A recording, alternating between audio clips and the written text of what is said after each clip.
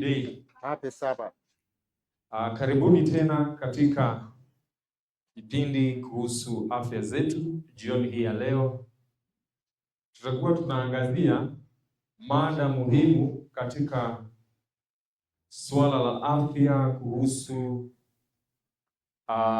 vitu ambavyo kwa lugha ya Kiingereza tunaviita microorganisms ama vidubini ama vimelea. Na tutakuwa tunatazama pia mwanzo ama chimbuko la hivi vidubini na jinsi ambavyo vinahusika kwa magonjwa tofauti tofauti, haswa magonjwa ya maambukizi. Tumesikia katika historia kuhusu mikurupuko kadha wa kadha ya magonjwa. Miaka 6 iliyopita tumekuwa na mkurupuko wa ugonjwa wa COVID, na watu wakawa na wasiwasi sana, wakihofia maisha yao, wakiamini ya kwamba huenda wakafa katika hilo janga. Na wale waliokufa, ijapokuwa walikufa kwa shida zingine, mkurupuko huo ukalaumiwa kwa kuchukua maisha yao. Katika historia pia mambo ambayo yamepita, tumesikia kuhusu mikurupuko kadha wa kadha, ikiwemo ugonjwa wa smallpox, ukiwemo ugonjwa wa bubonic plague ambao unadhaniwa uliwaua watu wengi. Pia kulikuwa na mkurupuko wa ugonjwa ambao uliathiri bara la Europa, ulikuwa unaitwa London plague, na ikasemekana ulifagia robo moja ya umati ama watu waliokuwa katika hilo bara. Kwa hivyo haya ni mambo tungependa tuhakikishe ni kweli yaliletwa na microorganisms ama vidubini ama yaliletwa na shida zingine. Ningependa tuelewe jambo moja sasa hivi, ya kwamba watu wako katika hali ya wasiwasi kwa sababu washaambiwa ya kwamba huenda ukatokea ugonjwa mwingine wa maambukizi ambao kwa sasa haujatajwa jina, unajulikana kwa jina la disease X. Na huu ugonjwa utakapochipuka, inasemekana huenda ukachukua watu wengi. Na kwa hivyo watu wako na wasiwasi, sasa huu ugonjwa utakuwa unaletwa na nini? Swali ni, je, ni vidubini vitahusika katika kulete huu ugonjwa? Nataka niwafahamishe kile kinachoendelea katika dunia yetu, haswa kuhusu vita tulivyo navyo kati ya yule mwovu na Mungu. Shetani ako katika harakati za kutia doa ama kukosoa uumbaji wa Mungu, akisema ya kwamba uumbaji wa Mungu uko na dosari, kwa sababu katika uumbaji wake vitu vyote ambavyo Mungu aliviumba katika muda wa siku 6 zilikuwa salama kuishi pamoja na mwanadamu. Vitu vyovyote ambavyo viko hai ambavyo Mungu aliviumba yeye mwenyewe vilikuwa vinaishi kwa usalama na mwanadamu. Na Mungu alipokamilisha uumbaji, tunaposoma mwalimu katika kitabu cha Mwanzo 1:31, punde tu baada ya Mungu kukamilisha uumbaji, alinena haya kuhusu uumbaji wake. Mwalimu, tusomeni. Kitabu ni Mwanzo 1:31, yasema, naam, Mungu akaona kila kitu alichokifanya, na tazama, ni chema sana. Ni chema sana. Sana. Asante, endelea. Ikawa jioni, ikawa asubuhi, siku ya sita. Asante. Kwa hivyo watu wa Mungu, elewa hivi, vidubini vyote pamoja na wanyama wengine walio hai ambao Mungu aliwaumba, alipowatazama walikuwa wema sana. Kwa hivyo kitu ambacho ni chema sana kinaweza kikakudhuru kweli? Hapana. Kitu ambacho ni chema sana kikikuuma utakufa, si ni kweli? Hapana. Si kweli. Kwa hivyo kama Mungu ndiye aliyeviumba vidubini, vilikuwa vyema sana, lakini kwa sababu vimelaumiwa kwa kuleta maambukizi, nataka tuelewe jambo moja. Je, hivi vidubini vinavyoleta magonjwa ni Mungu aliviumba ama vilitoka wapi? Kwa sababu kiumbe chochote kilicho hai ambacho Mungu alikuwa amekiumba kilikuwa chema sana. Tuendelee usomaji, tukague uumbaji wa Mungu haswa katika kitabu cha Kumbukumbu la Torati 32 aya ya 4.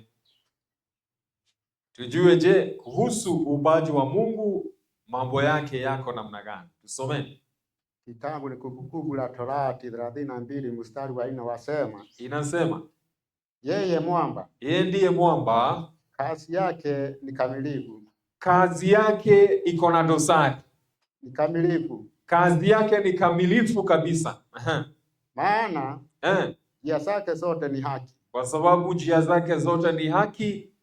Mungu wa uaminifu. Ni Mungu wa uaminifu, asiye na uovu. Asiye na uovu.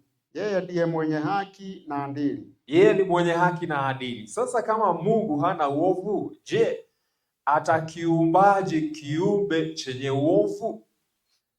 Ama kiumbe ambacho kinasababisha uovu katika miili yetu? Ataweza kuviumbaje viovu kama yeye si mwovu? Kazi zake zote ni kamilifu, hazina dosari. Kwa hivyo vidubini ambavyo vinaleta magonjwa yatoka wapi? Tuendelee msomaji, tuone jinsi Mungu katika mahali pengine anavyonena kuhusu uumbaji wake. Kitabu cha Zaburi 139, tusomee aya ya 14. Kitabu cha Zaburi 139 aya ya 14. Inasema nini? Yake ya 14 yasema, nitakushukuru kwa kuwa nimeumbwa. Nitakushukuru kwa kuwa nimeumbwa kwa jinsi ya ajabu, kwa jinsi ya ajabu ya kutisha na ya kutisha. Matendo yako ni ya ajabu. Matendo yako ni ya ajabu, na nafsi yangu yajua sana. Na nafsi yangu yajua sana. Asante. Ya kwamba hata sisi wenyewe tumeumbwa kwa njia ya ajabu na ya kutisha. Kwa hivyo uumbaji wa kiwiliwili hiki ulitekelezwa na muumbaji hodari. Ndio sababu akatuumba katika njia inayoleta nini? Inayoleta utisho na njia ya kutukuza Mungu. Tusomee katika Zaburi 104:24. Kitabu cha Zaburi 104:24.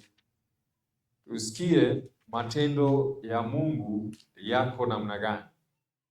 104, tusomee aya ya 24. Yasema. Inasema, Bwana, Bwana, jinsi yalivyo mengi matendo yako. Jinsi yalivyo mengi matendo yako. Kwa hekima umevifanya vyote pia. Mungu amevifanya vyote kwa hekima. Dunia imejaa mali zako. Dunia imejaa mali zako. Kwa hivyo alipoviumba vitu vyote, huyu Mungu ambaye ni mwenye hekima aliviumba kwa hekima. Na kwa hivyo ni vizuri tuelewe ya kwamba mahali tumefika lazima tutofautishe kati ya kile Mungu aliumba miongoni mwa vile ambavyo alisema ni vyema sana na kile ambacho huenda kimeletwa na yule mwovu.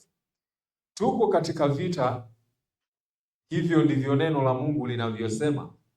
Unaposoma kitabu cha CTR 238.4 inasema hivi ya kwamba nimeonyesha ya kwamba sayansi jinsi inavyoitwa na dini zitakuwa katika hali ya upinzani, kwa sababu wanadamu wasio na uwezo mwingi hawawezi wakatafakari jinsi ilivyo nguvu na ukuu wa Mungu. Maneno haya ambayo yameandikwa katika Biblia yaliletwa kwangu ya kwamba kuna wakati utakapotokea wanadamu watakapoanza kunena maneno ya kuleta hatia ama shaka, maneno ya maasi. Na jambo hili mtumishi wa Mungu anaonyeshwa ya kwamba litakuwa miongoni mwa watu wa Mungu. Na kwa hivyo neno hili ambalo tumesoma linatukumbusha haya ya kwamba kutakuwa na upinzani kati ya elimu ya sayansi na elimu ya kidini. Na upinzani huu uko katika kuondoa sifa ya Mungu katika uumbaji. Kitu cha kwanza, kuonyesha ya kwamba Mungu hakuumba. Ndio sababu ile dhana ya mchipuko inapoingia inasema ya kwamba huenda tulichipuka kutoka kwa vidudu vidogo vidogo na tumekuwa tukiongezeka kwa kimo na hekima. Kwa hivyo Mungu ananyang'anywa uwezo wake wa uumbaji. Kitu cha pili ni kukosoa vitu ambavyo Mungu aliviumba, kwa sababu haja ya shetani ni kulaumu Mungu kwa kila kitu. Kwa hivyo utaona haswa katika mambo ya vidubini ama hizi microorganisms ambazo tunaongea kuzihusu, shetani anataka tujue ya kwamba hivi vidubini ni hatari kwa afya zetu, na lazima tuwe makini kuelewa, kwa sababu kuna misimamo miwili ambayo ni tofauti. Kuna wale watu wanaoamini ya kwamba Mungu ndiye muumbaji, na kuna wale ambao wanaamini dhana ya mchipuko ya kwamba Mungu si muumbaji. Viumbe vimekuwa vikiendelea kukua polepole, na kwa kubadilika polepole vimefikia mahali ambavyo viko. Na kwa hivyo hiyo dhana ya mchipuko basi imeonyesha ya kwamba uumbaji wa Mungu umebadilika, na umebadilika ili kuwa hatari kwa mwanadamu. Lakini haya ni mambo ambayo tutaweza kuhakikisha. Kwa hivyo katika hii mitazamo miwili, mmojawapo ni ule ambao unaitwa creationism. Katika wale ambao ni Wakristo tunaamini ya kwamba wakati fulani miaka 6,000 iliyopita Mungu aliweza kuumba dunia pamoja na vyote vilivyomo, na aliweza kuumba vitu kutokana na kutokuwepo, na Mungu akalete kuwepo. Mwalimu, ningependa mwalimu usimame hapa ili slide ikija kuna angaza kwa kamera. Asante. Kwa hivyo Mungu akalete kuwepo kutokana na kutokuwepo, na katika wakati huo Mungu akalete uhai kwa mara ya kwanza. Na Mungu alipoviumba, tunaamini ya kwamba kwa muda wa siku 6 aliweza kukamilisha uumbaji. Kwa hivyo alipopumzika siku ya saba,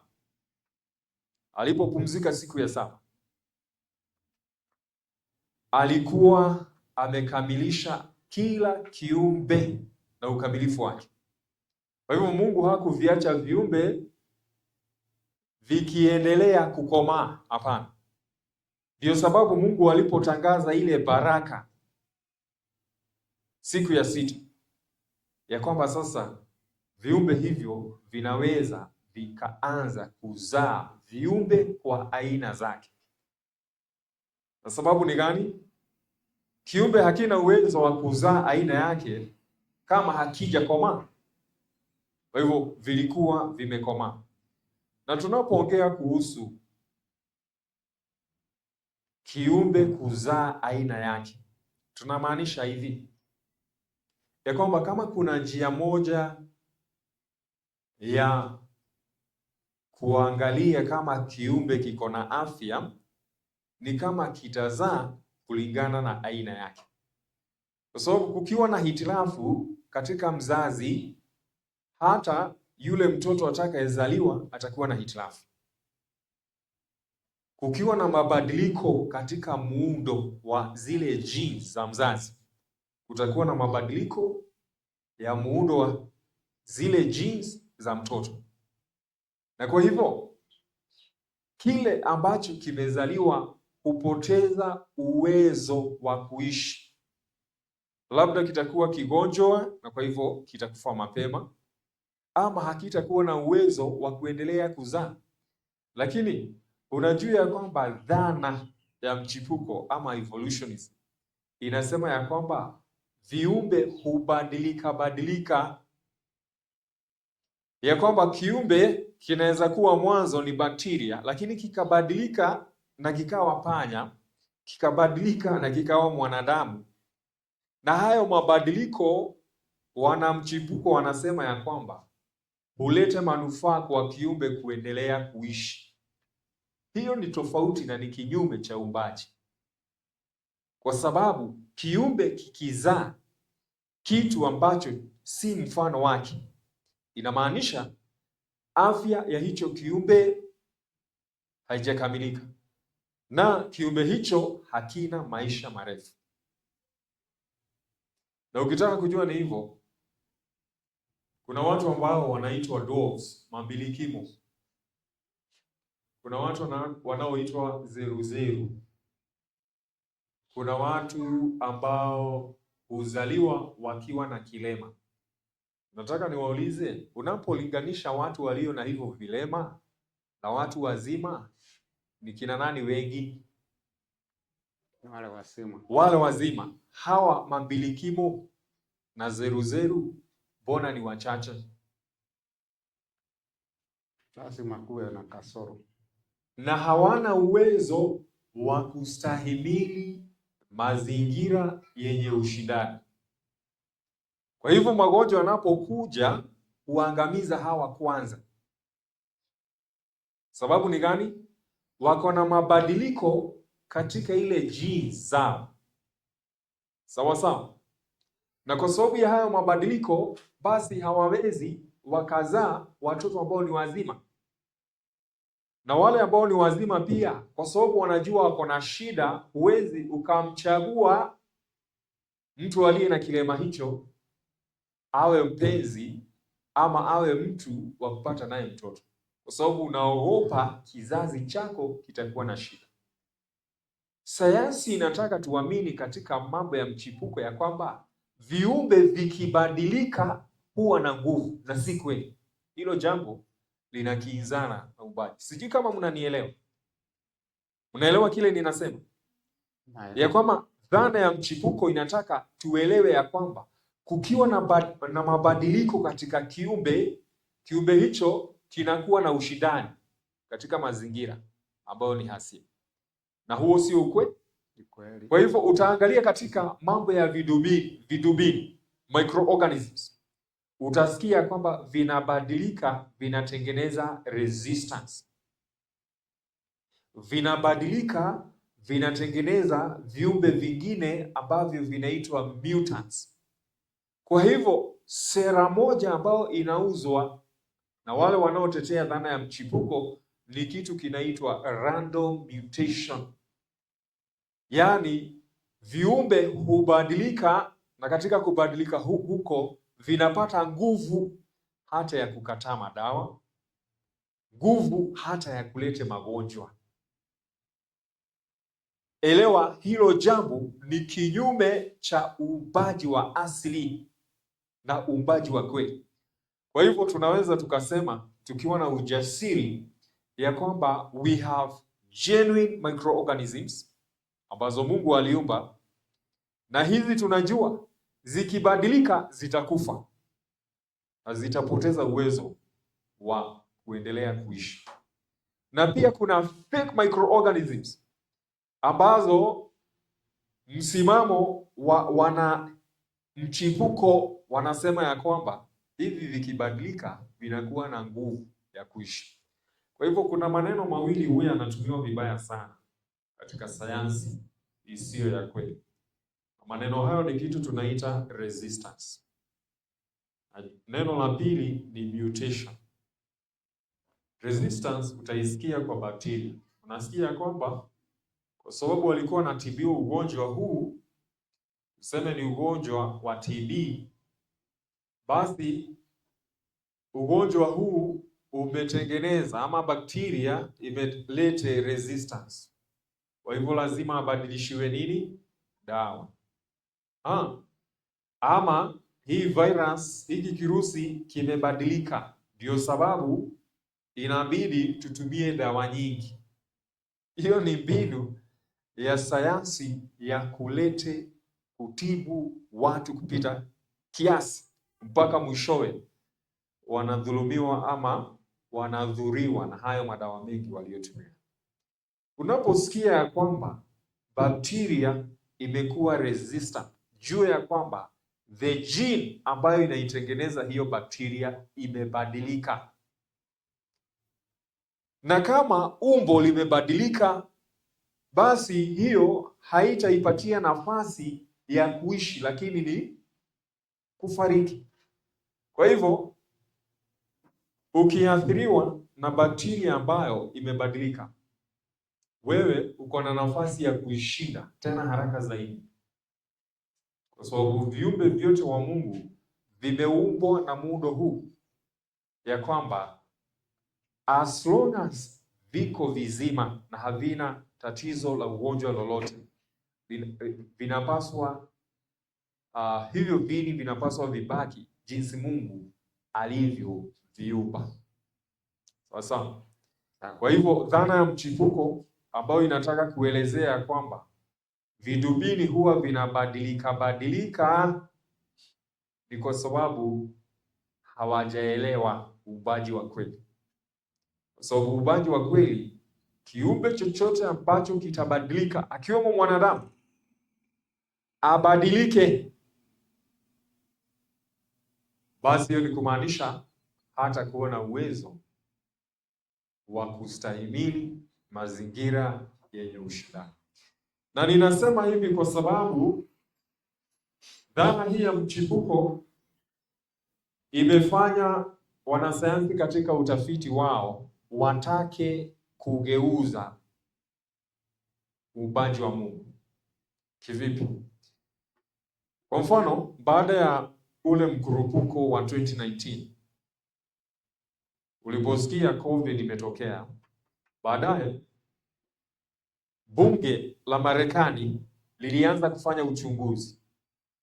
Na uchunguzi lilikuwa linafanya nini? Je, ni vipi kukawa na huu mkurupuko? Ni nini kiliendelea? Kwa sababu walikuwa wanataka kujua huenda serikali ya Marekani imehusika na kubadilisha vile virusi katika maabara moja kule China inaitwa Wuhan. Na kwa hivyo walipokuwa wanafanya utafiti, wakasikia kwamba kumbe kulikuwa na kitu kinachoitwa gain of function research.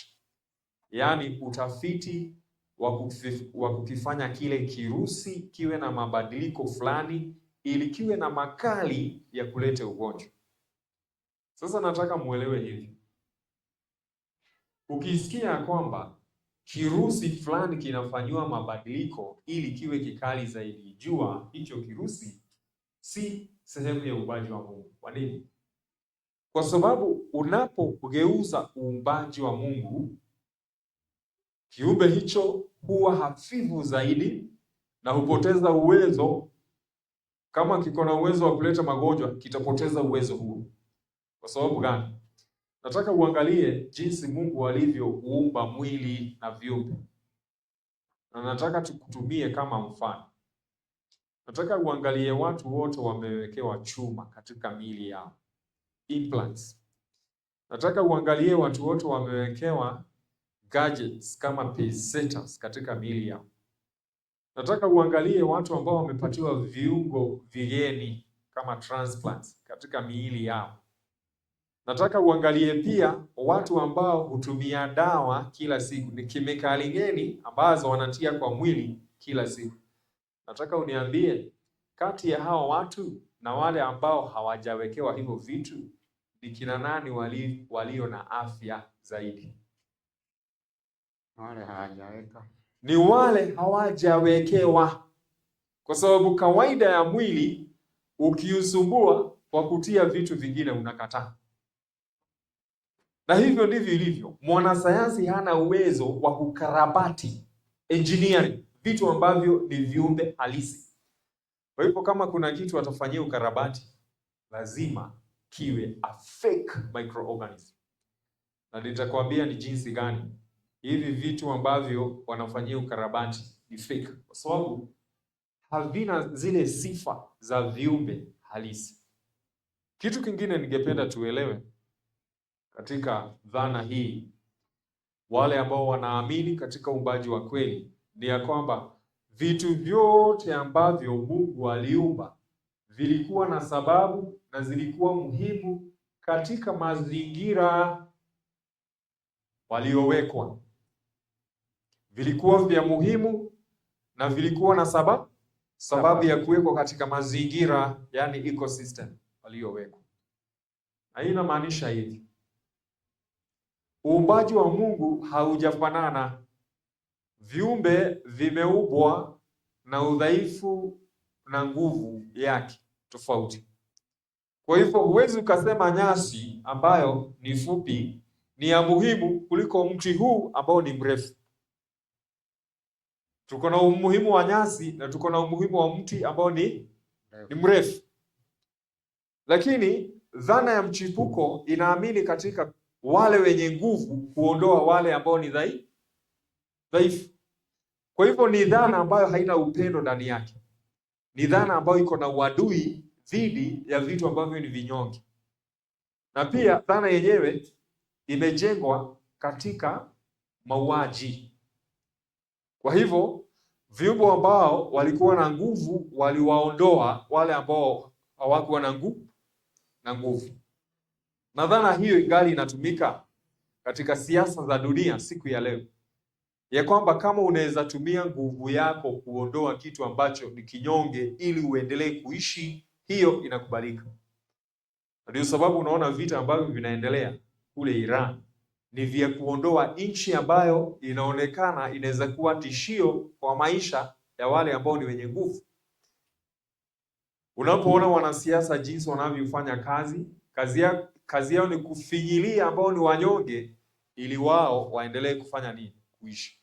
Kwa hivyo dhana ya mchipuko pia inafanya kazi katika nyanja za kisiasa siku ya leo. Kwa hivyo ni dhana ambayo imeletwa sio tu kuondoa Mungu kama muumbaji na kuharibu sifa za uumbaji, lakini pia kutafutia watu ambao ni wenye nguvu mamlaka. Lakini vitu vyote vya Mungu ni vya muhimu katika uumbaji. Na hii inamaanisha nini? Kama ni vya muhimu, ni vya kuleta magonjwa. Kweli ama sio kweli? Kweli. Kama Mungu ameumba viumbe viwe vya muhimu na faida katika mazingira ambayo vinaishi, je, vinaleta magonjwa? Haviwezi vikaleta magonjwa. Kwa hivyo ukisikia ya kwamba kuna vimelea ama vidudu ambavyo havina kazi nyingine isipokuwa kuleta magonjwa, sasa hivyo utaviweka katika kundi la vitu vilivyoumbwa na Mungu ama utaviweka katika kundi la kuundwa na mwanadamu? Lazima hicho ambacho ni cha kuharibu wakati wote kiwe ni cha mwanadamu. Ninasema hivyo kwa sababu unapoangalia kama virusi, niambie manufaa yote ya virusi? Hamna. Virusi ndivyo ambavyo vinajulikana na wanasayansi wanadai ya kwamba vinaleta magonjwa katika kila sehemu ya uumbaji. Sasa nani aliviumba hii? Havina kazi nyingine isipokuwa kuleta nini? Magonjwa, jinsi wanavyodai, kwa sababu kinaweza kikalete magonjwa kwa wanadamu, kwa wanyama, kwa bakteria, kwa viumbe vidogo vidogo. Na kwa hivyo umuhimu wake isipokuwa maangamizo uko wapi? Kwa hivyo vitu ambavyo Mungu mwenyewe aliumba ni vya faida katika mazingira ambayo ziliwekwa. Kwa hivyo lazima tuelewe hapa, katika mazingira ya Mungu na katika viumbe ya Mungu hakuna mambo ya mauaji. Na ndio sababu nikasema hata jinsi Mungu alivyoumba mwili, ameumba ukiwa mpole sana, kiasi ya kwamba hata vijidudu ambavyo vinaweza vikaleta magonjwa vinapokuja, mwili unatumia mbinu ya kuzuia, na kama zimeingia, mwili huwa unazifunga na kuzuia zitembee ndani ya mwili, halafu vinapelekwa katika viungo ambavyo kazi yake ni kuondoa taka katika mwili. Lakini dhana ya mchipuko imejengwa katika hoja ya kuangamiza kabisa. Ndio sababu unaposikia mtu ambaye alikuwa anaitwa Louis Pasteur alilete dhana ya kwamba vidubini huwa ni hatari kwa maisha ya viumbe wengine wote katika mazingira. Na kwa hivyo jambo la muhimu kufanya ni kuhakikisha tunatafuta dawa ambazo zitaua hivyo viini ambavyo vinadhaniwa kuleta magonjwa. Na kwa hivyo wanaamini ya kwamba wakiviua vyote, viumbe vingine watakuwa salama. Kwa hivyo nataka uangalie jinsi kulivyo na tofauti kati ya uumbaji wa kweli na hii dhana ya mchipuko. Wakati uumbaji wa kweli unaangazia viumbe vyote kuishi kwa amani, dhana ya mchipuko imejengwa katika hoja ya kuondoa na kuua, ili wale wenye nguvu waondoe wale ambao ni wanyonge. Na huo ndio ukweli wa mambo, ya kwamba kutoka hapo lazima utafutwe dawa za kuua hivi vidubini ama hivi viini ambavyo vinadhaniwa vinalete magonjwa.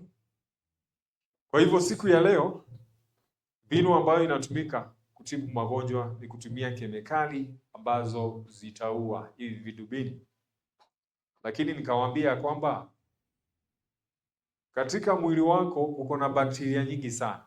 Uko na bakteria kwa ngozi, uko na bakteria kwa mdomo, uko na bakteria kwa tumbo, njia ya hewa. Kila mahali kuko na bakteria.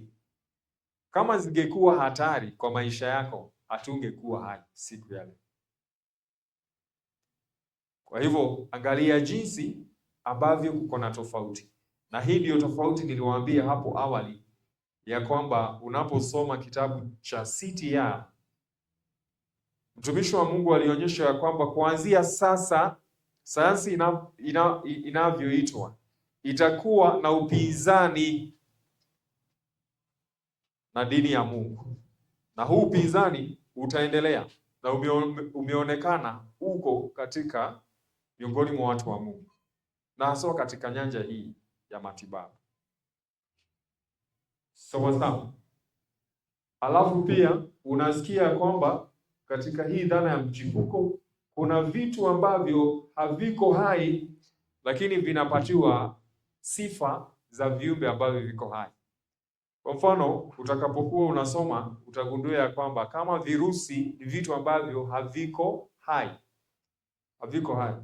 Jinsi nitakavyokuonyesha hapa. Unaposoma hapa inasema ya kwamba neno halisi la Kilatino kumaanisha virusi ni sumu. Yaani kirusi ni sumu. Na kwa hivyo inasemekana ya kwamba neno hili limekuwa likitumika kumaanisha sumu, tofauti na jinsi leo kirusi kinaonekana kama ni kijidudu ambacho kinaweza kikalete magonjwa. Kwa hivyo tunaporejelea yale mambo ya kwanza, tutakuta kugundua kumbe kirusi kilikuwa kinamaanisha sumu. Kwa mfano, nyoka ako na kirusi na ni sumu.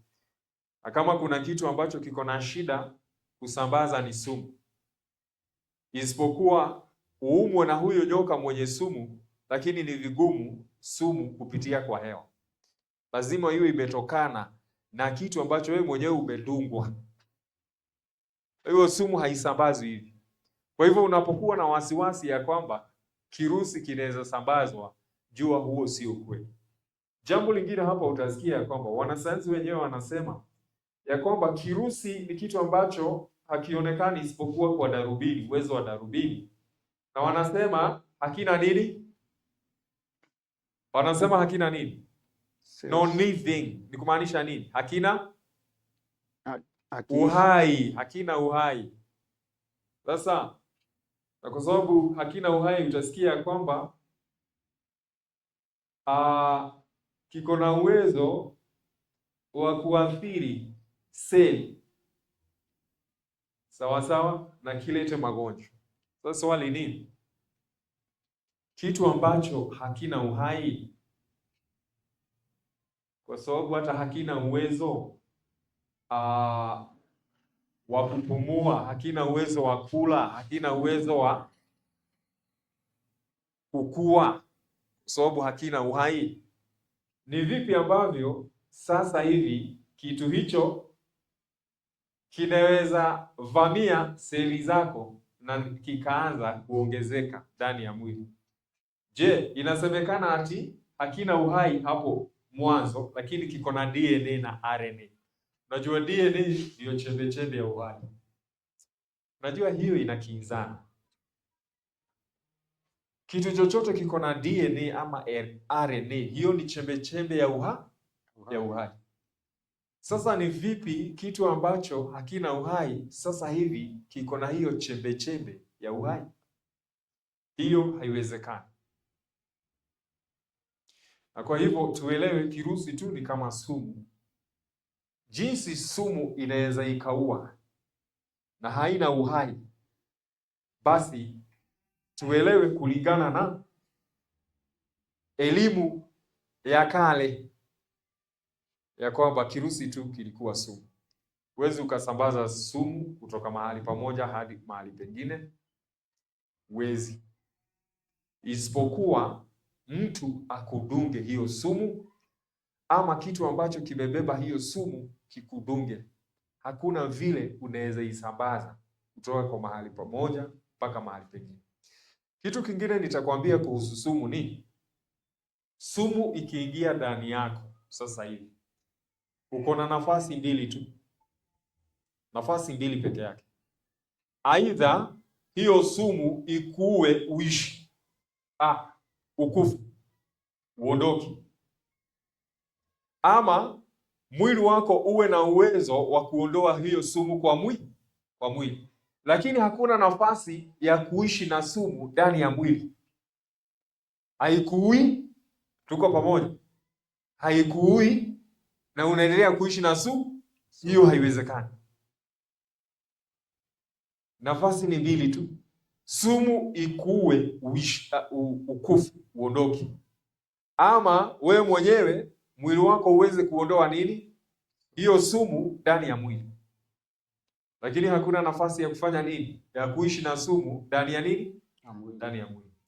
Kwa sababu kuna wale wameambiwa ya kwamba uko na sumu na utaendelea kufanya nini? Utaendelea kutumia hizi dawa. Hiyo haiwezekani katika ubaji wa kweli. Labda muwe mnaamini dhana ya mchipuko, kwa sababu unajua kama unaamini hiyo dhana, mimi siwezi nikakutetea. Sasa unaweza ukaishi na sumu kama unaamini hiyo dhana. Lakini watu wa Mungu, kitu kingine, je, kulingana na ya kwamba sayansi yenyewe inakubali ya kwamba hiki kidubini sio hai. Sasa utakubali ya kwamba ni Mungu alikiumba miongoni mwa vitu vilivyo hai siku 6 za ubaji? Hapana, Mungu hakuumba. Hii ni ya mchipuko. Hii haikuwepo katika siku 6 za nini? Za ubaji. Hii ni mavumbuzi ya mwanadamu. Na kama ni mavumbuzi ya mwanadamu, suluhisho la hii ni nini? Usikubali kupokea sumu. Ukisikia mahali sumu inapatiwana, wewe ondoka. Na hii sumu unaweza ipokea kwa hewa? Hapana. Huwezi ukaipokea wapi? Kwa hewa. Lazima uwe umefanya uchaguzi wa yenyewe iingizwe ndani ya damu yako. Kwa hivyo hilo jambo lieleweke vizuri. Ningependa tuelewe kitu kimoja, ya kwamba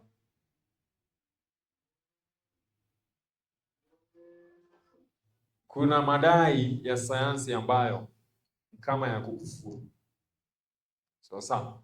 Madai ambayo ni kama ya kukufuru, ambayo inasema ya kwamba vidubini ama microorganisms vilikuwa vijiumbe vya kwanza katika mwaka wa 3.7 to 4 billion years ago, hata kabla ya mimea kuwepo na wanyama, na wanasayansi wanajihesabu miongoni mwa wanyama. Sasa swali ni mwanasayansi yupi ambaye mulisikia huishi zaidi ya miaka 100? Kuna. Ama ni nani aliyefikisha hata miaka 150? Hakuna. Sasa swali ni vipi waliweza kujua mambo yaliyofanyika bilioni 3.7 na bilioni 4 za miaka iliyopita? Hiki ndicho kinaitwa kiburi na makufuru. Tuko pamoja? In fact, ndio huwa ninasema inachukua imani nyingi sana kukubali dhana kama hii, hata kuliko kuambiwa ya kwamba Mungu, ijapokuwa hatujaimuona, yuko.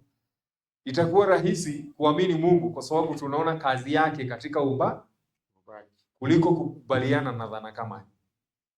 Sikiza mambo mengine ya kwamba hizi bakteria ama vidubini vilikuwa vinajizalisha sawa, na zilikuwa ni za seli moja. Lakini hata hivyo, hata kabla hatujaendelea, kwa sababu viumbe wa kwanza katika dunia vilikuwa hivi vidubini, microorganisms, nazo zilikuwa zimetoka wapi? Zilikuwa zimetoka wapi?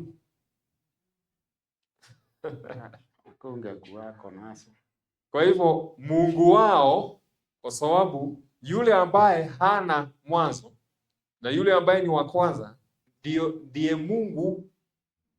Mungu wa yeyote ambaye anafuatilia mkondo huu.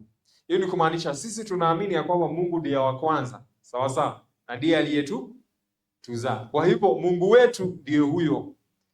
Sayansi nayo inaamini ya kwamba viumbe wa kwanza ni vidubini. Kwa hivyo Mungu wao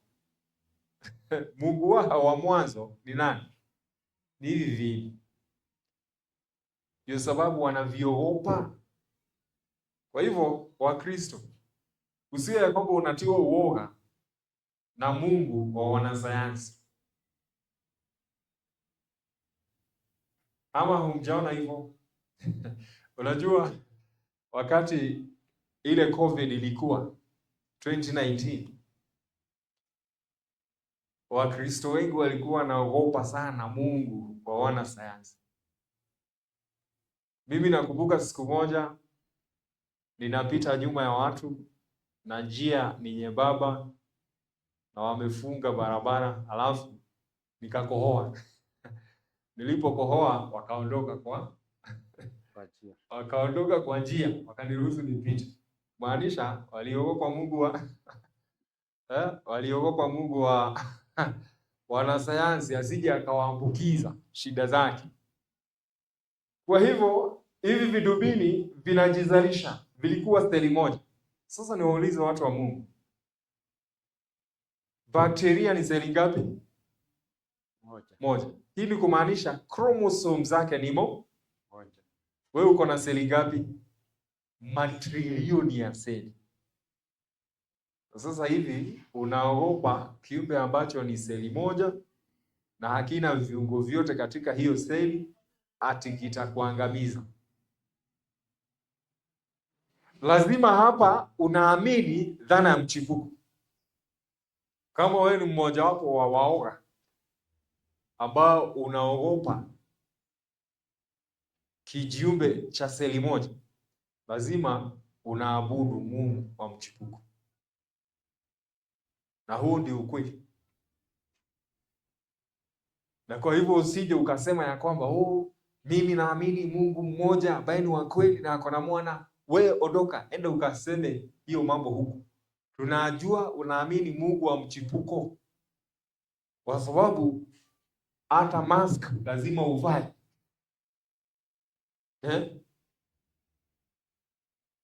Kwa sababu ukisikia ya kwamba kuna mkurupuko, unaambiwa kuja uchukue sumu na unakimbia. Alafu unasema mimi naamini Mungu mmoja. Wanani? Si ni Mungu wa sayansi.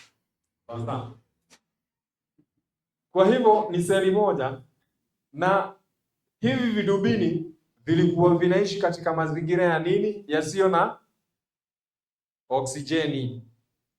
Halafu wakati mmoja vikabadilika. Na niliwaambia watu wa Mungu, hebu elewa hapa. Kwa sababu kuna mambo mengi yamefichwa katika mabadiliko. Utasikia ikisemekana ya kwamba bakteria zikibadilika zinatengeneza resistance, ushindani wa kuendelea kuishi. Mabadiliko. Tumeona ya kwamba kiumbe chochote ambacho ni halisi, ambacho Mungu aliumba, kikibadilika inamaanisha afya yake imezorota na kimekuwa dhaifu kuliko vile kilivyokuwa jinsi kilivyoumbwa.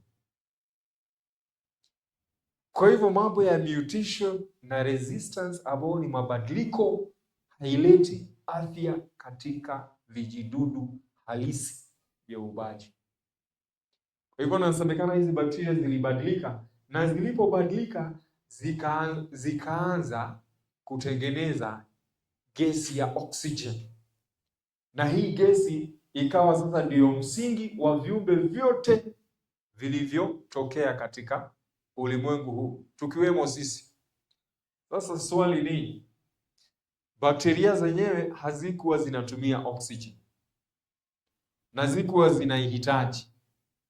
Ni vipi zinaweza zikatengeneza oxygen ambayo hazikuwa zinahitaji na hazikuwa nayo? Ni vipi? Ngumu. Unajua, hayo ndio maswali huwa inaulizwa katika Biblia. Watu wanashindwa kutafakari kwa sababu mahali pamoja Yesu Kristo anauliza ni vipi chemichemi ambayo ni ya maji chungu inaweza ikadondosha maji matamu. Na mahali pengine unaweza ukapatia mtu kitu ambacho huna. Bakteria hazikuhitaji nini?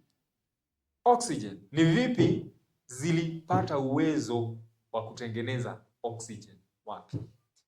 So ikasemekana sisi basi complex life ni miongoni mwa wanadamu tukachipuka kutoka kwa hizo bakteria. Swali ni, na hii nitawauliza nyinyi. Niulize, kati ya mtoto na mama, kati ya mtoto na mama, nani ambaye ni mkuu? Kwa njia zote. Mkuu kwa afya, mkuu kwa ukubwa, mkuu kwa njia zote. Nani ambaye ni mkuu? Mama. Mama ndiye mkuu. Hakuna vile ambavyo kiumbe ambacho kimekutoka ndani yako kinaweza kuwa na nguvu kukuliko. Sisi tuko na seli nyingi, lakini inasemekana tulichipuka kutoka kwa kiumbe aliye na seli moja. Hilo haliwezekani. Hilo haliwezekani.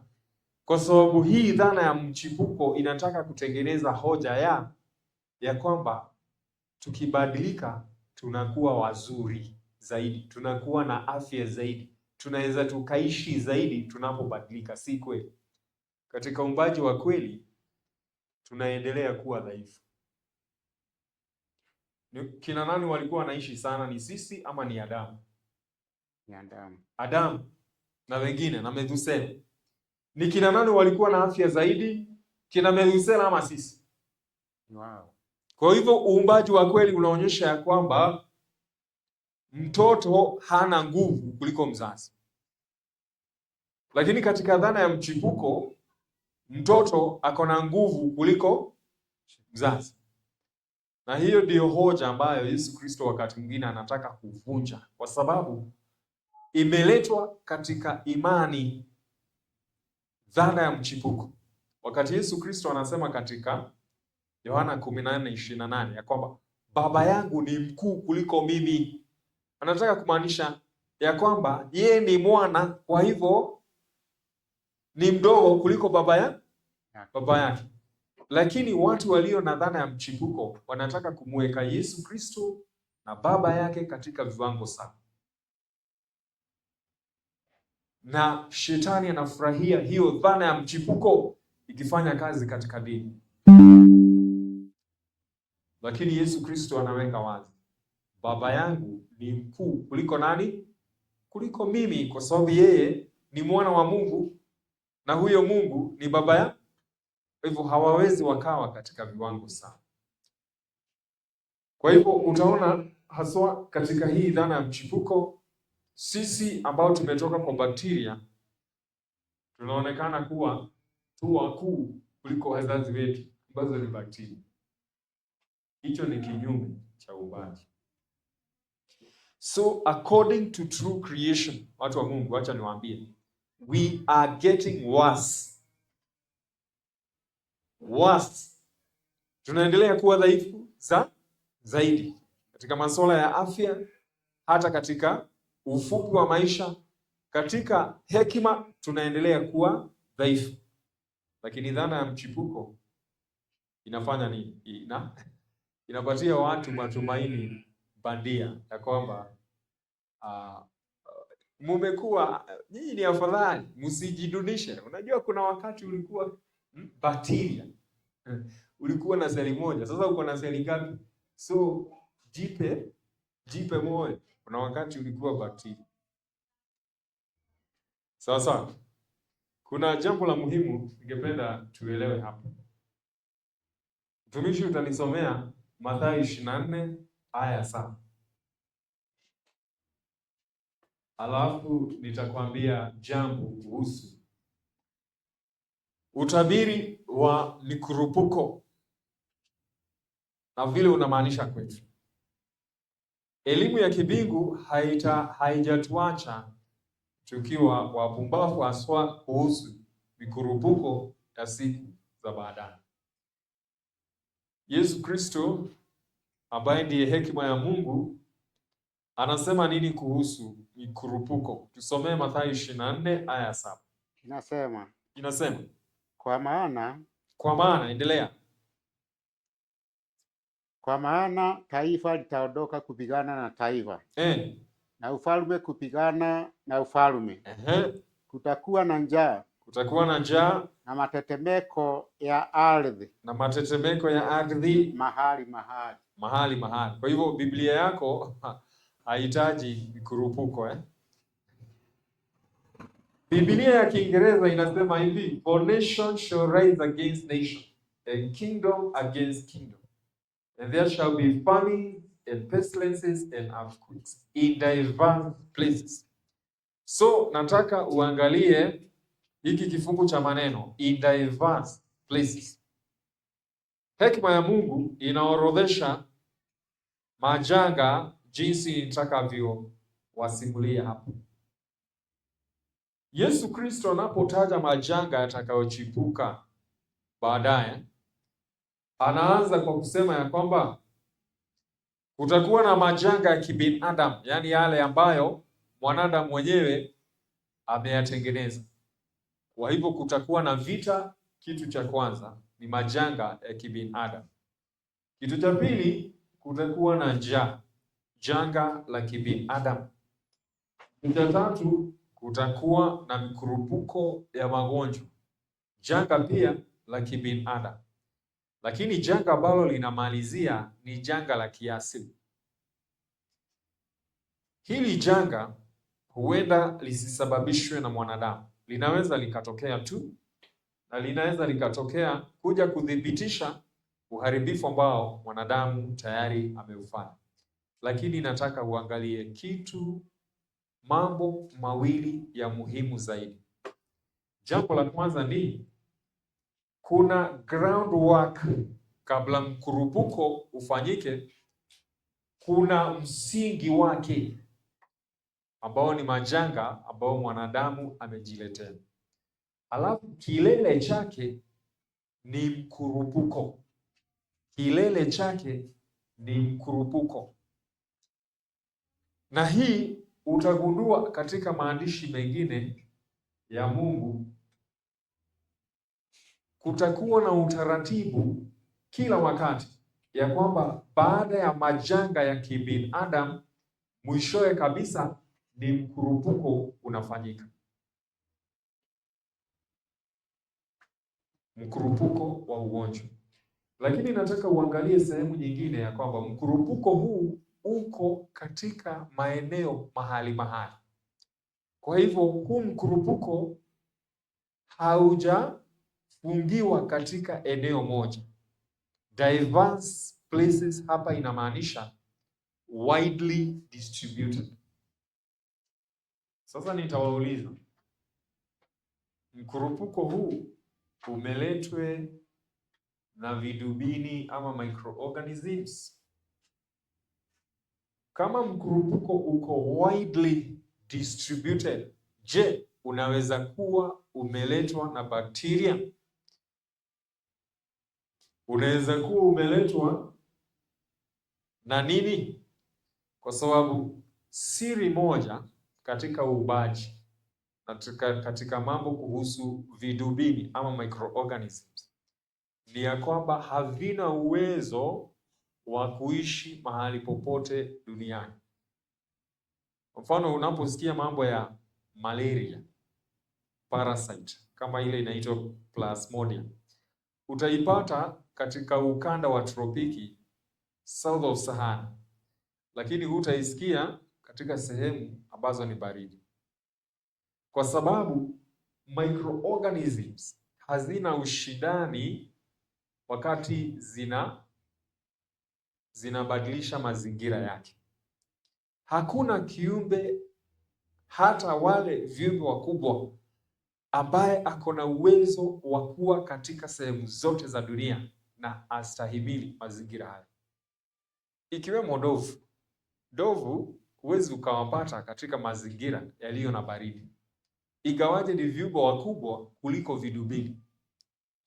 Sasa kiumbe kidogo cha seli moja, chromosome moja, kitaweza kustahimili na kwamba unasikia kimeleta ugonjwa wa Wuhan kule China? Kiumbe chicho hicho kidogo sana finyu kimelete ugonjwa wa Italy, alafu kimeingia Afrika within the tropics, mahali ambako ni moto, kimelete ugonjwa, alafu kinatoka hapa kinaenda South America, na kinaweza kikaishi South America na kikalete ugonjwa. Hiyo haiko katika viumbe wa kweli wa Mungu. Kwa hivyo mkurupuko huu si wa viumbe halisi wa Mungu. Viumbe halisi wa Mungu havipatikani kila mahali. Kwa hivyo mkurupuko huu lazima uwe wa kitu ambacho kiko na uwezo wa kuleta ugonjwa kila mahali katika dunia. Na nitawapatia mfano wa kitu ambacho kinaweza kikalete ugonjwa katika dunia nzima. Ni fungus peke yake, ukoga. Ukoga peke yake ndio ulio na uwezo wa kuleta magonjwa kila pahali katika dunia, kwa sababu ya uwezo wake wa kustahimili mazingira yanayobadilika. Lakini sio bakteria, hapana. Hizo ni nyonge sana, hazina uwezo. Hata ikibadilisha mazingira, kwa mfano itoke katika sehemu ya chakula ingie katika sehemu ya hewa, itakufa. Itoke katika njia ya chakula ingie katika njia ya uzazi, inakufa. Hivyo havijui kubadilisha mazingira na viendelee kuishi, haitawezekana. Kwa hivyo unaposikia kwamba kuko na aina ya kidubini, yani microorganism, na njia ya kwanza ya kukisambaza hicho kidubini ilikuwa watu walikula nyama ya nyani, ama watu walikula popo. Popo ni nini? Bat. Kama kile kirusi cha kule Wuhan, watu wamekula nini? Popo. Ama kirusi kile cha mashoga, ati mtu amekula nini? Nyani. Kwa hivyo ni kumaanisha ya kwamba njia ya kwanza ya kukiambukiza ilikuwa kupitia kwa midomo. Lakini unasikia sasa hivi kirusi chenyewe kinaambukizwa kupitia kwa kupumua, njia ya hewa. Basi hicho si kidubini ambacho ni cha kweli. That is a fake microorganism. Hiyo ni ya mwanadamu, hiyo sio ya Mungu. Za Mungu zinajua sehemu zilizotengewa na zinajua kukaa katika hayo mazingira, na kikibadilisha mazingira kitakufa. Kwa hivyo mtu alikula nyani, lakini sasa hivi kirusi chenyewe kinaambukizwa kupitia kwa ngono. Lakini maambukizi ya kwanza yalikuwa kwa mdomo. Basi hicho sio kirusi cha Mungu, si kiumbe cha Mungu, hapana. Kwa hivyo hiyo lazima ieleweke vizuri.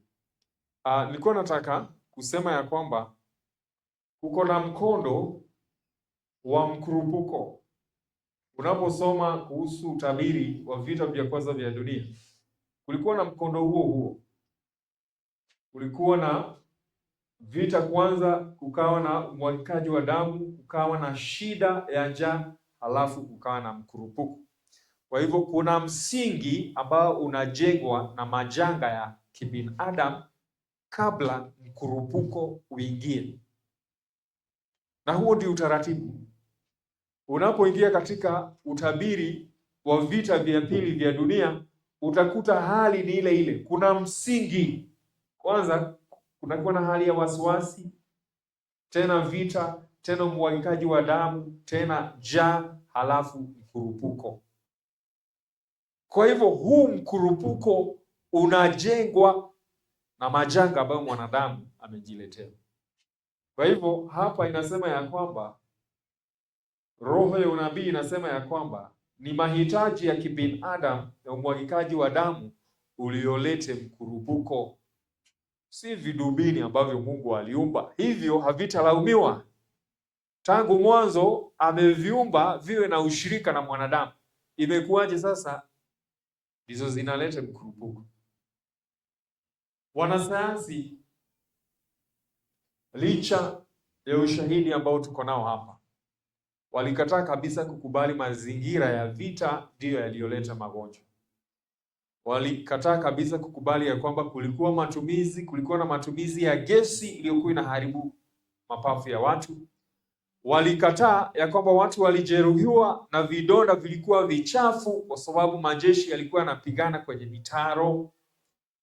Walikataa ya kwamba kulikuwa na njaa kwa sababu vyakula vilikuwa vimechukuliwa ili viweze kuhifadhi majeshi katika vita, na vikazuiwa kuuziwa watu wa kawaida, wakakosa chakula, wakafa kwa sababu ya mazingira ya vita. Wakakataa kukubali hilo. Walikataa kukubali ya kwamba watu walinyimwa maji kwa sababu majeshi yenyewe yalikuwa yanamaliza nguvu ya majeshi mengine kwa kuangamiza mifereji ya maji. Kwa hivyo watu wakakosa maji. na hivyo kukawa na shida za magonjwa yaliyoletwa na uchafu na ukosefu wa maji. Hiyo walikataa kukubali kwa sababu walikuwa wanajua ndio waliosababisha hiyo. Walikataa kukubali ya kwamba kulikuwa na watu ambao walikuwa wanahitaji kwenda hospitali wakatibiwe, lakini wakazuiwa na vita, wakafa nyumbani zao. Vile uliona wakati wa COVID 2019.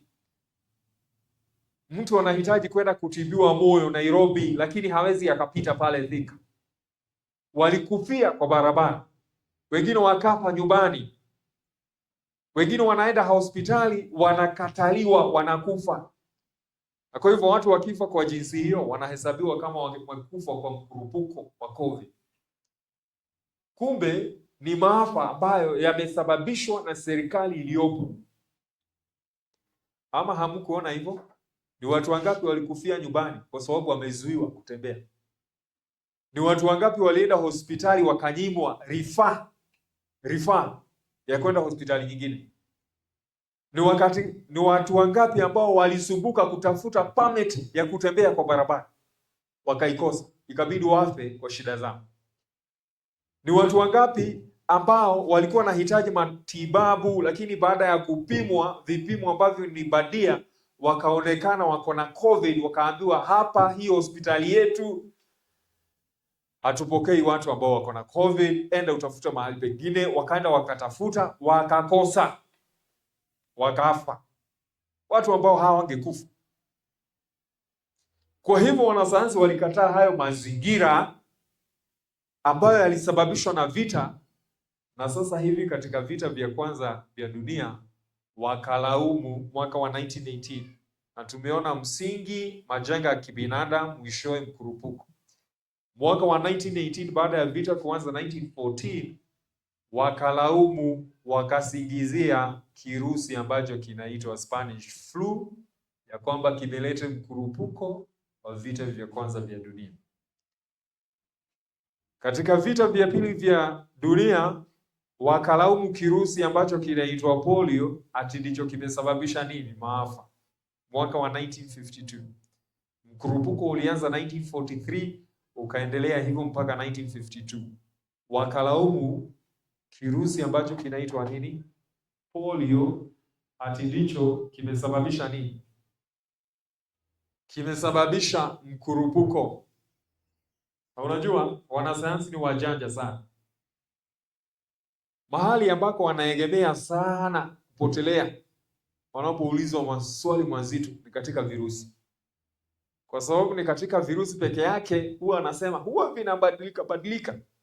Hata wakati ule mwingine tulisema ndicho kilileta ugonjwa, na sasa hivi tunaona sicho, ni vile kimebadilika kwa sababu huwa kimebadilika. Unajua kimejengwa katika dhana ya mchipuko ya kubadilika. Kwa hivyo hakiwezi kikawa kiumbe cha Mungu. By the way, kirusi si kiumbe cha Mungu. Hicho ni kiumbe cha mwanadamu. Kwa hivyo na mimi sijui kiko ama hakiko. Kile ninajua kulingana na Walatino ya kwamba ni sumu. Na ninajua ya kwamba sipasi kuogopa sumu kama mimi sitangamani na sumu. Napaswa kuogopa sumu wakati nimeona nyoka. Na napaswa kuogopa sumu wakati nimeona kemikali. Kwa hivyo sipendi kugusa kemikali, sipendi kukutana na nyoka, kwa hivyo sumu itanipata wapi? Yes. Kwa hivyo kulingana na Walatino, virusi ni sumu. Kwa hivyo wanasayansi wanatupatia orodha ifuatayo kama ni ya vijumbe wanaita vidubini ama microorganisms. Wanasema kati ya vidubini kuna bakteria, na hizo hatukatai. Hizo ziko na ziko hai. Ni mojawapo ya zile Mungu aliumba. Na ziko kwa ngozi zetu, ziko kwa tumbo, ziko kwa kichwa, ziko kila mahali. Kama hizi ni Mungu aliziumba, ni halisi, they are genuine. Na kama hizi ni Mungu aliziumba, usiogope. Mungu hawezi akakumbia vitu mbaya. Kweli ama sio kweli? Kweli. Zingekuwa mbaya, hamungekuwa na ushirika. Lakini niko na tatizo na virusi, kwa sababu hivi havikuwemo siku ya sita, na mimi niko na wasiwasi na vitu vyote ambavyo havikuwemo siku ya sita. Niko na wasiwasi na fungi ama ukoga, kwa sababu hata hiyo haikuwemo siku ya sita. Na kwa nini nasema haikuwemo? Kwa sababu kazi yake kuu ya fungi ni kubadilisha muozo, kubadilisha maiti iwe muozo ama ioze, iweze kurejesha nguvu katika udongo, mahali ambako uhai ulitoka. Na kwa sababu hakukuwa na muozo ama maafa katika siku za uumbaji, Mwanzo 1 na Mwanzo 2 haina maafa ama muozo, kwa hivyo hii haikuwemo. Fungus inapatikana katika Mwanzo 3, wakati Mungu anasema ya kwamba sasa hivi mwili utakufa na utarudi katika mavumbi, itakayofanya mwanadamu ambaye ni maiti arejee katika mavumbi ni ukoga. Kwa hivyo hii haikuwemo, Mungu hakuiumba siku ya sita. Lakini wakati uhai umetoweka, na ni mambo mawili, uhai ukitoweka, ukoga inaingia. Uzima pia ukitoweka, ukoga inaingia. Na ninamaanisha uzima kwa sababu mtu anaweza akaoza akiwa hai. Nimepata watu ambao wako na shida ya kisukari wakiwa na vidonda ambavyo vinanuka kwa sababu ya ukoga. Kuna wale ambao wako na shida ambayo inaitwa athlete's foot ama feet, kuhu. Huo ni ukoga. Na inapenda seli ambazo zimekufa kwa sababu inapenda maiti, inapenda muozo. Kwa hivyo hiyo niko na shida nayo. Sina shida na hizi ambazo zinaitwa protist. Sababu protist ni kama plasmodia ya malaria, ni kama amoeba. Na kwa sababu lazima uwe umetangamana na mazingira ya uchafu ili upatane na protist. Hizo sina shida nazo. By the way, hazitilii maanani sana kwa sababu watu wamekuwa wasafi. Lakini unapokuwa mchafu utakuwa na shida za tumbo ambazo zinaweza kuwa zimeletwa na protists. Kwa hivyo niko na shida na virusi vya mwanadamu na niko na shida na fungus hii ya muozo.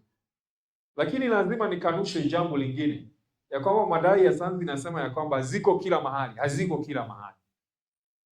Viumbe vidogo vidogo haviwezi vikawa mahali kwa sababu havina uwezo wa kushindana katika mazingira inayobadilika. Kama ndovu anashindwa kuishi kule Antarctica na sehemu zingine baridi, je, ni kijiumbe cha seli moja kitaweza? Kwa hivyo haviwezi vikawa kila mahali. Na kwa hivyo sehemu yetu ya mwisho, ili niweze kuruhusu maswali na nyongeza, ni hii ya kwamba kuna muundo hapa, na muundo huu unajulikana na kisayansi kama biological classification of life. Haya ndiyo madaraja ya uhai miongoni mwa viumbe ambao wanasayansi wanaamini ya kwamba wako hai.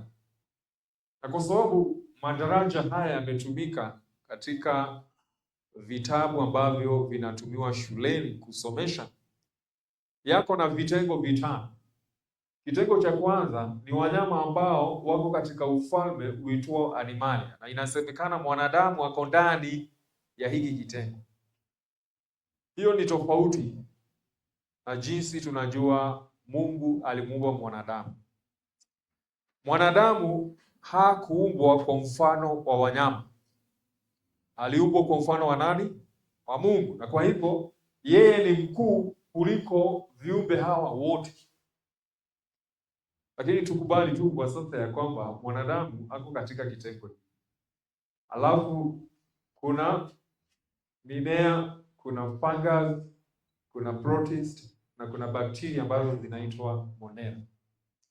Ningependa uelewe mambo mawili matatu hapa ya muhimu. Kitu cha kwanza, kulingana na wanasayansi wenyewe, hawajaweka virusi katika hivi vitengo. Unafikiria ni kwa sababu gani? Wao wenyewe hawajaweka virusi katika nini? Hivi vitengo vitano. Mbona? Hicho ni kitu wamejifanyia. Wenyewe wanaamini ya kwamba si mojawapo ya uhai, si mojawapo ya uhai.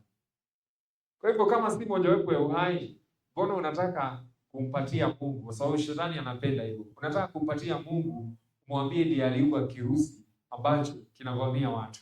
Hiyo sio kazi ya Mungu. Na kama hakijaumbwa na Mungu, mbona unakiogopa? Unaweza kiogopa kama wewe uabudu Mungu wa wanasayansi. Si unajua Mungu ambaye ni mwanzo wa sayansi anaitwaje? Mungu wa kisayansi. Wa mwanzo. Ndiye mwanzo. Microorganisms. Ni vidubini. Ni vidubini. Kwa sababu katika imani ya sayansi viumbe wa kwanza walikuwa vidubini. Kwa hivyo virusi havipo hapa. Kwa sababu gani? Hawaamini ya kwamba vinapaswa kujumuishwa kama wenye uhai. Hapana. Kitu cha pili nataka uelewe ni hiki, ya kwamba ili usiwe na uoga wa vidubini, ya kwamba nguvu ya viumbe hupungua kutoka upande huu kuelekea upande ule. Sawa sawa? Nguvu hupungua kutokea ufalme huu kuelekea kule chini. Hii ni kumaanisha viumbe ambao wako katika hiki kitengo ni wakubwa unapowaangalia na wako na nguvu. Pia hawa wako na seli nyingi kuliko wale wako na seli moja, sisi tuko na seli nyingi. Hii ni kumaanisha ya kwamba uwezo ama nguvu kiumbe kilicho nayo, nguvu ndio inakipatia uwezo wa kushindana, haswa magonjwa yanapohusika. Kwa hivyo viumbe ambao ni wadogo kama vidubini havina ushindani mnapotangamana nao. Kwa hivyo mbona uviogope? Na kwa sababu hazina nguvu, huwa tunatumia unyonge huo kuviondoa kama vimeleta magonjwa. Kwa mfano, ushaisikia kuhusu ugonjwa wa malaria ambao unaweza letwa na kiini ambacho kinaitwa Plasmodium. Kwa sababu ya unyonge wa kiini hicho,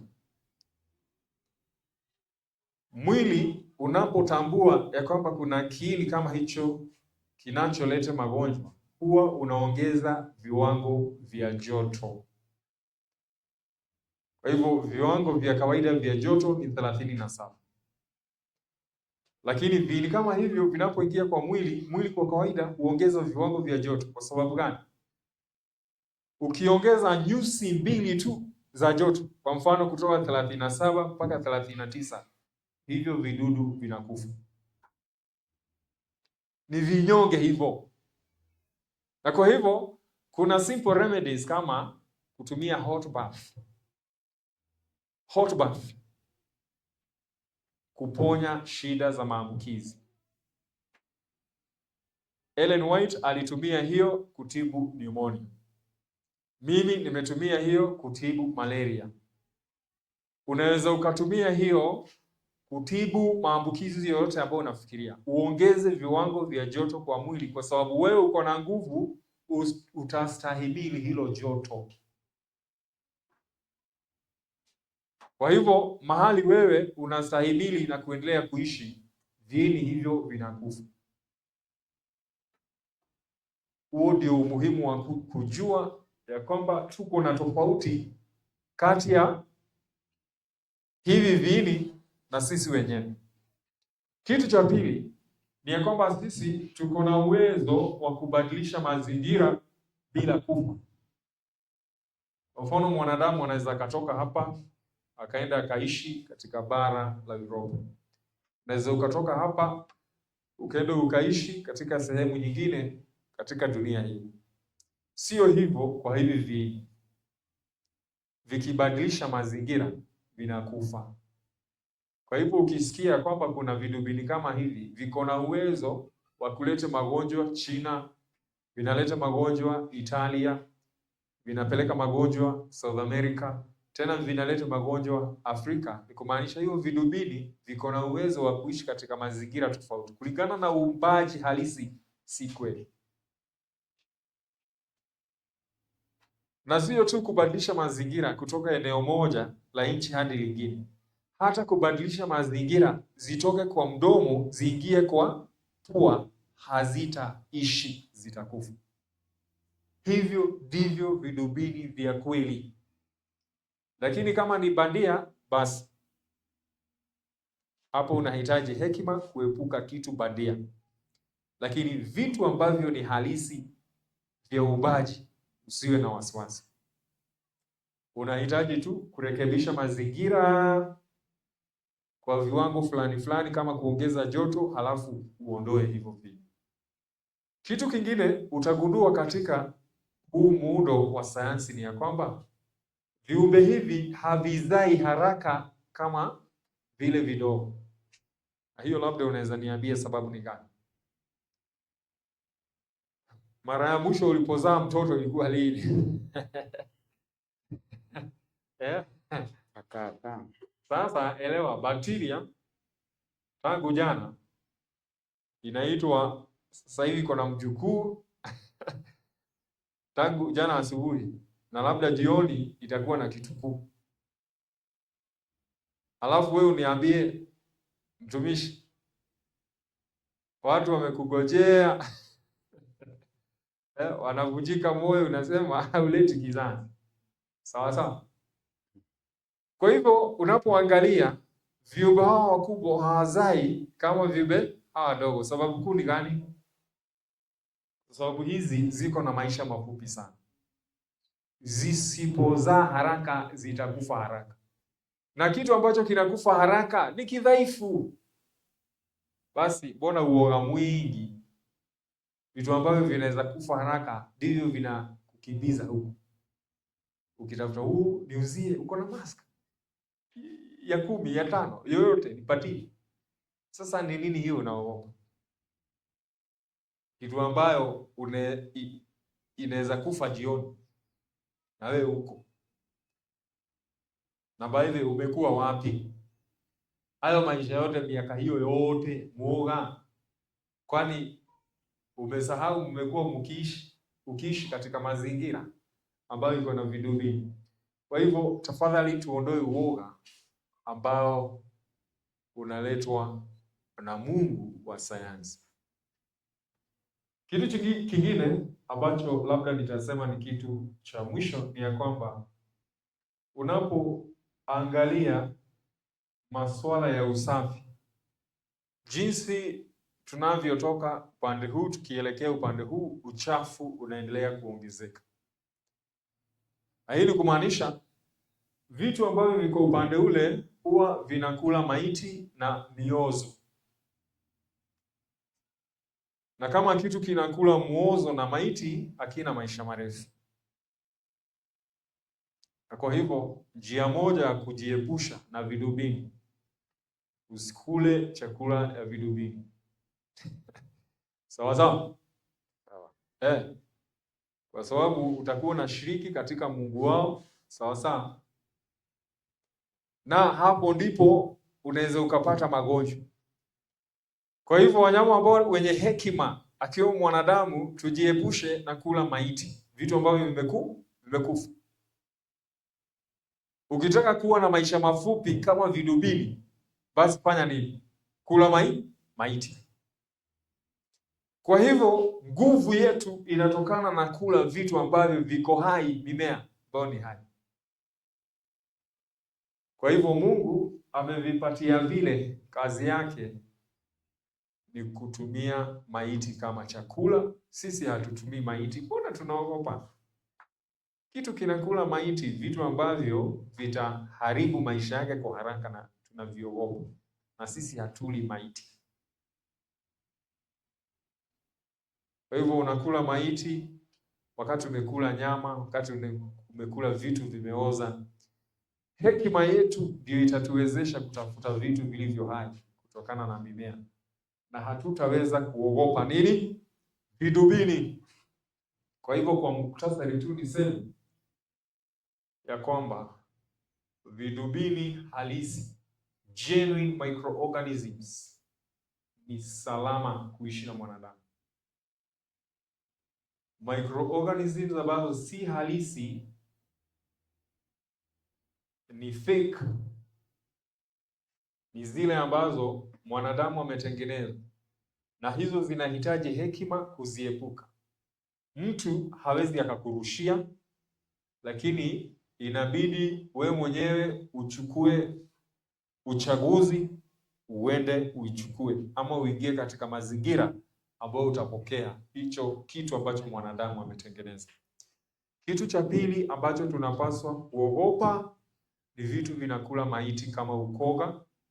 Tujiepushe na hivi, kwa sababu kama tutatumia vitu ambavyo ni maiti kama chakula, basi hapo ndipo tutapata nini? Vidubini ambavyo vinatumia maiti kama chakula. Asante sana. Nimefikisha hapo, ninakaribisha maswali ama nyongeza.